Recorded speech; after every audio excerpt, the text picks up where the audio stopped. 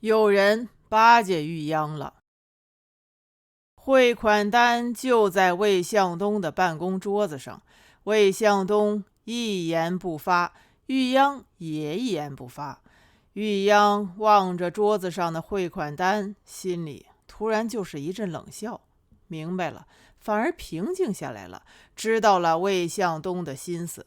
别看魏向东那么一大把的年纪，人模人样的，心思其实也简单，还不就是为了摸几下，来这么一手也太下作了。玉央真正瞧不起魏向东，就是从这一刻开始的，真是太让人瞧不起了。虽说还是恐惧，但毕竟玉央有了心理上的优势，不慌不忙了，等着。心里想，我倒要看看你姓魏的怎么说，我倒要看看你如何跟我做这一笔交易。就是做，我也好好看一看汇款单，证实了，看着它化成灰，然后你才能得手。姓魏的，我王玉央算是把你看得透透的了。魏向东不动声色，从口袋里掏出了打火机，他一定是想抽烟了。然而魏向东没有，魏向东一手拿着汇款单，一手拿着打火机，走到玉央的身边。玉央机警地瞄了汇款单一眼，看清了，没错，是那一张，上头有玉央的笔记。打火机点着了，橘黄色的小火苗点着的不是香烟，而是汇款单。汇款单扭转着身子，化成了烟，化成了灰。玉央愣头愣脑的望着眼前的这一切，心里还没有重新捋出头绪来，灰烬已经落在地上了。魏向东踩上去一脚，这一下干净了，就像苏东坡所说的那样，灰飞烟灭，彻底干净了。这一切太出乎玉央的意料了。他偷偷缩了魏向东一眼，魏向东还是那样不动声色。玉央的心里顿时就是一阵惭愧，魏老师一番好意，怎么能够那样想魏老师呢？真是小人之心了。玉央流下了悔恨的泪。魏向东把他的右手搭在玉央的肩膀上，拍了一下，又拍了一下。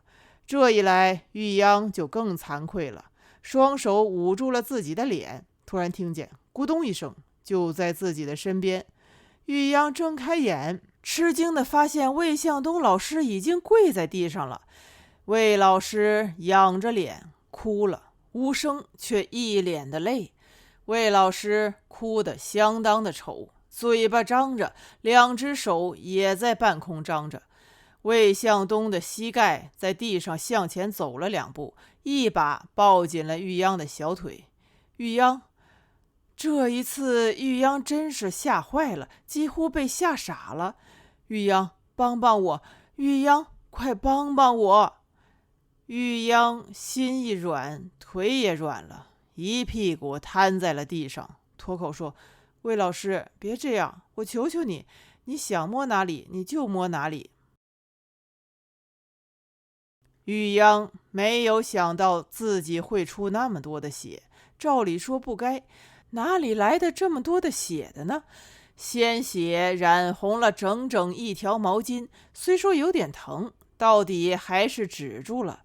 玉央的血不仅吓坏了自己，同样吓坏了魏向东老师。魏向东满头是汗，手上全是血，再一次哭了。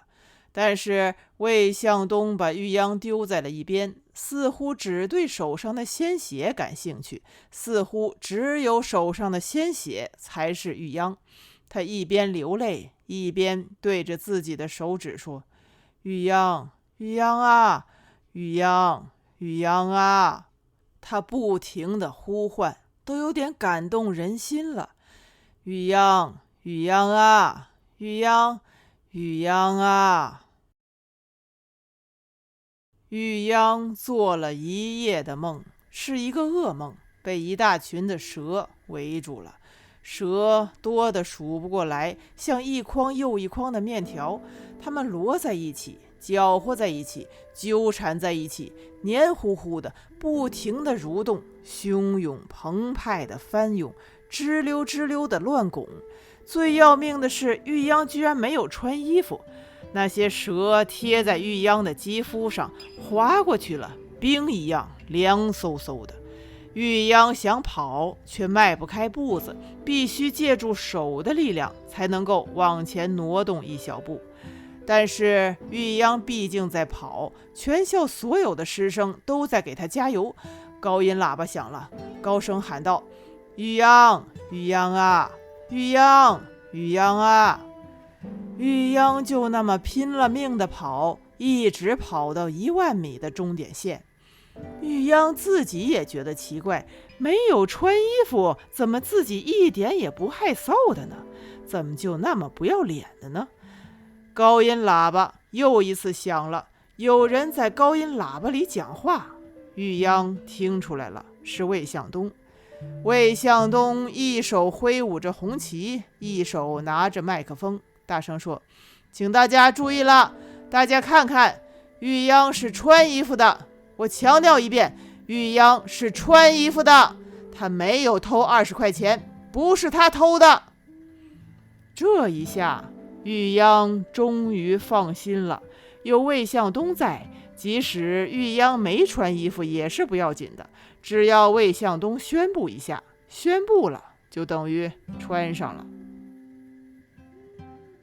一大早醒来，玉央躺在床上，认定了自己是病了，动了动，并没有不适的感觉，除了下身还有点隐隐约约的疼，别的都不碍事，一切都好好的。起了床，下来走了2步，还是好好的。玉央坐在床沿，直到夜里做了一夜的梦，但是梦见了什么却又忘了，只是特别的累，别的并没有什么。虽然昨天出了那么多的血，看起来也没有什么大不了的事，比原先的预想还是好多了。玉央原以为自己不行了，看起来也没有，只不过又被摸了一下，仅此而已。总的来说，虽然出血了，玉央并没有第一次那样难过，那样屈辱，好多了。长这么大还是第一次有人跪在地上求自己呢，更何况还是老师呢。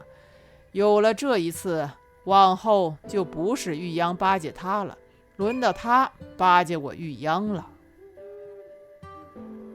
玉央想，反正也被魏老师摸过的，这一次还是他，不会再失去什么的。1次是摸，2次也是摸，就那么回事了，也就是时间加长一些罢了。流血又算得了什么？女孩子家哪一个月不流1次血呢？再说了，魏向东老师已经说得很明白了，他绝对不会亏待自己的，会想尽一切办法让玉央留在城市里头的。